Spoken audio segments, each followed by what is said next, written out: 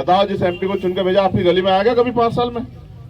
बताओ, कभी पूछा उसने कि आपका पेट भूखा है या आपके बच्चों को मुसीबत है क्या, या आपकी गली सड़क की कोई समस्या है क्या, बिजली पानी कोई समस्या है क्या आपके साथ कोई जुल्म हो रहा है क्या आरएसएस भाजपा के लोग आपकी जमीन तो नहीं कब्जा रहे? पूछा क्या?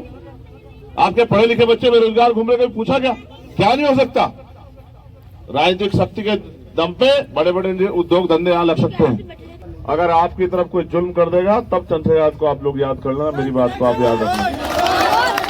अगर चाहे वो सरकार का हो, चाहे सरकार से बाहर का हो, कोई हो, चाहे सत्ता के इशारे पे पुलिस के लोग, अगर आप पे कोई जुल्म कर देगा तब फिर आप चंद्रशेखर आजाद को कहना कि आपके होते जुल्म हो गया। और अगर आपको ये जुल्म सहना है तो फिर किसी का भी साथ दे दो। मैं अपनी माओ बहनों को भी कह रहा हूं, कब तक भूखे रहोगे इस देश में? कब तक गुलामों जैसी जिंदगी जियोगे? कब तक पेट काट काट के अपने बच्चों को खिला पिला के और उनको जो है जालिमी बातों को मरने के लिए छोड़ोगे? अपनी ताकत बनाओ। इस तरह आज हालात मुसलमानों के ना, सच ही है, उससे भी बुरी हालात इस देश में दलितों की थी। जिस तरह से आज मुसलमानों को पीटा जा रहा है, कोई दाढ़ी पकड़ के पीट लेता है, कोई धर्म के नाम पे पीट लेता है, कोई गाय के नाम पे पीट लेता है, कोई बुलडोजर चला देता है मस्जिदों पे, कोई तमाम तरह की मुसीबतें खड़ी कर देता है। आपको ये भी नहीं पता यहाँ से जाओगे तो कोई गौरक्षा के नाम पे आपकी खाल ताड़ लेगा, ये भी नहीं पता आपको आज के समय में। आपको ये भी नहीं पता आपका बच्चा जो कोई काम करने गया है उसके साथ क्या अन्याय हो जाए, आपको उसको दोबारा देख पाओ। ये हालात बन गई है। कोई घोड़ी पे रखने मार देता है, कोई मूछे रखने मार देता है। इस देश से इंसानियत खत्म हो गई है, क्योंकि भारतीय जनता पार्टी की जो सरकार है वो लोगों की खाल खींच के इस देश पे राज करना चाहती है। और आपको, मैं किसी को नहीं कह रहा हूं, मैं तो आपको कह रहा हूं, आप ये अपने मन में सोचो कि इस बुरे दौर में आपकी लड़ाई कौन लड़ सकता, कौन आपकी आवाज उठा सकता। ये आप अपने इस बुरे दौर में अपने दिल से पूछ के देखो। आपको साधो, इतना लंबा समय हो गया आजाद हुए, 75 साल, पक्के मकान बन पाए आज तक आपके यहाँ? सुख सुविधा मिल पाई आपको? क्या रुपया पैसा आपके घर में? कौन सी जिंदगी है आपकी? ये कोई जिंदगी होती है? हाथ की लकीरें देखो। घास काट के मेहनत मजदूरी करके आप बच्चों का अपना पेट पाल रही हो बच्चों का। इस देश में बाबा साहब हमें कुर्सी बैठने का अधिकार देख गए थे, इन कुर्सियों में कुछ नहीं रखा। जब आपने मेरे नीचे बिछाई आप बैठी हो, इन कुर्सियों में कुछ रखा। जब तक राजकाज नहीं होगा, आपको दलितों, पिछड़ों, मुसलमानों, आदिवासियों, आपको इस देश में जुल्म जाति का शिकार होना पड़ेगा। बाबा साहब हमें वोट देके गए कि इस वोट से राजकाज ले लेना, आपकी समझ में नहीं आया। आप तो जिसको मर्जी चाहे राजकाज देते हो, फिर ये सोचते हमारी जिंदगी नहीं बदल रही। अगर इस देश में जीना है स्वाभिमान सम्मान के साथ, तो अपनी ताकत पैदा करो। जिस तरह से आप अपने घर को चिनने का काम करते हो, इसी तरह से अपनी ताकत को बनाने का काम करो। ताकत नहीं होगी तो लोग कुचल देंगे आपको, मेरी बात को अभी याद रखना। मेरा क्या है, चंद्रशेखर रहा तो जेल भी काट रहा है, गोलियां भी खा रहा है, मुकदमे भी झेल रहा है, तमाम तरह की समस्याओं का सामना भी कर रहा है, लेकिन रुक थोड़ा रहा है। मेरे दिल में तो आग है कि मैं इस देश के किसी भी गरीब कमजोर को, मजलूम को जुल्म नहीं सहने दूंगा। मैं तो अपना काम कर रहा हूँ। और इतने अच्छे अच्छे साथी मुझे मिले, भाई संजीव सागर जी, विनय भाई, मेरे छोटे भाई बाबू, उनकी मम्मी का, उनकी वालिदा का इंतकाल हुआ। आप देखो ये कमाया हमने। इधर 20वां था कल इनकी वालिदा का। ये भाई है मेरा, ये वहां से 20वां करते यहाँ मेरे उसमें खड़ा है, रोजेदार है, तमाम तरह की चीजों का सामना करते। ये लड़ाई हमने संघर्ष करके पैदा की है, ये प्यार पैदा किया है। वो खड़ा है हमारा छोटा भाई विकास, हमने ये संघर्ष करके पैदा किया है कि हमें इस देश में जुल्म जाति नहीं सहनी। अगर आप सहना चाहते हो तो सह लो, अगर आप इसी को जिंदगी मान रहे हो तो सह लो, और नहीं सहना चाहते और अपनी गरीबी बेबसी लाचारी काटना चाहते हो, अपने लिए अच्छे रोजगार के साधन, अच्छी सड़कें, बिजली पानी की व्यवस्था चाहते हो, अपने बच्चों का भविष्य अच्छा चाहते हो, नौकरी रोजगार चाहते हो, तो फिर आजाद समाज पार्टी और चंद्रशेखर आजाद के हाथों को मजबूत करो। और अगर इसी जिंदगी को खुश हो, फिर मैं कुछ नहीं कहता आपको। आप अपनी लोकसभा को देख लो, आपने 3 एमपी चुन के भेजे। बताओ, जिस एमपी को चुन के भेजा आपकी गली में आया क्या कभी 5 साल में?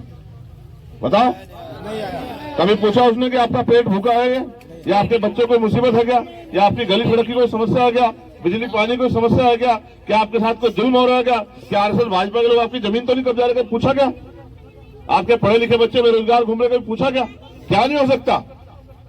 राजनीतिक शक्ति के दम पे बड़े बड़े उद्योग धंधे यहाँ लग सकते हैं। कुटीर उद्योग लग के माओ बहनों को घर पे रोजगार मिल सकता है, नौजवानों को बैकलॉग के जरिए उनकी नौकरी की व्यवस्था हो सकती है। यहाँ जो है एम्स जैसा हॉस्पिटल बनके गरीब, बेबस, कमजोर लोगों के बच्चों का भी अच्छे से अच्छा इलाज हो सकता है, लेकिन कोई करवाना नहीं चाहता। और आपको भी गुलाम नेताओं की जरूरत है, तो मैं क्या करूं भाई? मैं तो जितनी मेरे अंदर ताकत है पूरी ईमानदार से लड़ रहा हूं। कोई ऐसा मसला नहीं, चाहे किसानों का आंदोलन हो, चाहे महिला पहलवानों का आंदोलन हो, चाहे गुर्जर समाज का हमारे नेता खड़े हैं यहाँ भाई, गुर्जर समाज के, चाहे गुर्जर समाज का आंदोलन हो और चाहे मुस्लिम समाज के लोगों के साथ जितने भी जुल्म हुए, एनआरसी का मामला हो, सीए का मामला हो, मौलाना कलीम सिद्दीक का मामला हो, मौलाना साद साहब का मामला हो, तबलीगी जमात का मामला हो, निजामुद्दीन मरकज का मामला हो, नासिर जुनैद का मामला हो, अखलाक का मामला हो, सलमान का मामला हो, जब भी किसी कमजोर पे, दलित, पिछड़े, आदिवासी, मुसलमान पे जुल्म हुआ, चंद्रशेखर आजाद ने अपनी जान की बाजी लगा के उसकी लड़ाई लड़ने का काम किया। मैंने तो अपनी जिम्मेदारी अदा की और कभी आपको अकेला नहीं होने दिया।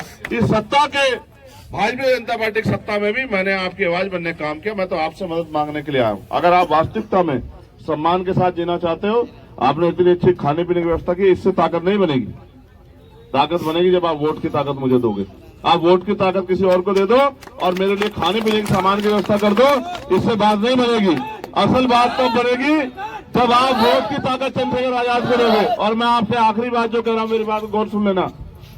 अगर चंद्रशेखर आजाद यहां से अपने पैरों पर खड़ा हो गया तो शर्त लगा कहता हूं, आपको याद रखना, मेरी बात को एफिडेविट लिखवा लो। अगर आपकी तरफ कोई जुल्म कर देगा तब चंद्रशेखर आजाद को आप लोग याद कर लेना, मेरी बात को आप याद रखना। अगर चाहे वो सरकार का हो, चाहे सरकार से बाहर का हो, कोई हो, चाहे सत्ता के इशारे पे पुलिस के लोग, अगर आप पे कोई जुल्म कर देगा तब फिर आप चंद्रशेखर आजाद को कहना कि आपके होते जुल्म हो गया। और अगर आपको ये जुल्म सहना है तो फिर किसी का भी साथ दे दो। मैं अपनी माओ बहनों को भी कह रहा हूं, कब तक भूखे रहोगे इस देश में, कब तक गुलामों जैसी जिंदगी जियोगे, कब तक पेट काट काट के अपने बच्चों को खिला पिला के और उनको जो है जालिमी बातों को मरने के लिए छोड़ोगे। अपनी ताकत बनाओ, ठीक है, ये लोकतंत्र है। अगर आप ताकत नहीं बनाओगे तो विरोधी ताकत बना के संविधान को भी कुचल देगा और आपके हक अधिकारों को खत्म कर देगा। तो मैं इसलिए आपसे कहूंगा, आप सब मजबूत जिम्मेदार लोग हैं, अपनी लड़ाई को लड़ो और हालात को समझो। अगर वो एक कहावत है, अजमाए हुए को अजमाओगे तो वही मिलता आएगा जो मिलता है। अगर उसी में खुश हो तो कोई बात नहीं, फिर हल्द्वानी जैसे अत्याचार होते तो फिर घबराओ मत, फिर सो, समझ रहे हो? क्योंकि जिनका राजकाज नहीं होगा उनके साथ जुल्म जाती होगी, जिनका नेता नहीं होगा आवाज उठाने वाला, उनको फिर जुल्म जाती सहनी पड़ेगी। अगर वैसी जिंदगी जीनी है तो कोई बात नहीं, और अगर इस जिंदगी से बाहर निकलना है फिर आपके पास मौका है। चंद्रशेखर आजाद आपके बीच में है, हमारा चुनाव निशान केतली है। फिर दिल पक्का करके चंद्रशेखर आजाद को वोट दो। और दलित और पिछड़े और मुस्लिम समाज के लोग, उनकी संख्या यहाँ 85% है। अगर वो अपने वोट का प्रयोग करेंगे तो यहां से चंद्रशेखर आजाद कम से कम 1 लाख वोट से जीत के जाएगा, मेरी बात को आप याद रखें। और जो लोग जो बड़े बड़े दरखत अपने आप को समझ रहे हैं कि भाई हम ताकतवर हैं, हम जुल्म करेंगे, इनकी आवाज कोई नहीं उठाएगा, तो मैं आपको फिर बता दूं, आप पे होने वाले जुल्म और उन ताकतवर लोगों के बीच में चंद्रशेखर आजाद खड़ा है। मेरी बात को नगीना के लोग याद करके सुन लेना। आपकी तरफ अगर कोई भी आंख उठेगी तो चंद्रशेखर आजाद को चीर के उठेगी, उससे पहले नहीं जाएगी, मेरी बात को आप याद रखना, ठीक है? जहां पसीना दोगे वहां खून भी दूंगा, आजमा के देख लो। इसलिए आपसे कहना आया हूं, ढेला के सभी ग्रामवासियों को, मेरी माओ बहनों को, अगर इस देश में अपने बच्चों को गुलाम नहीं बनाना, भूखे नंगे नहीं रखना, जुल्म जाति का शिकार नहीं होना, इज्जत मान सम्मान जिंदगी चाहिए, तो फिर इस लड़ाई मेरा साथ दो। बहुत बहुत धन्यवाद।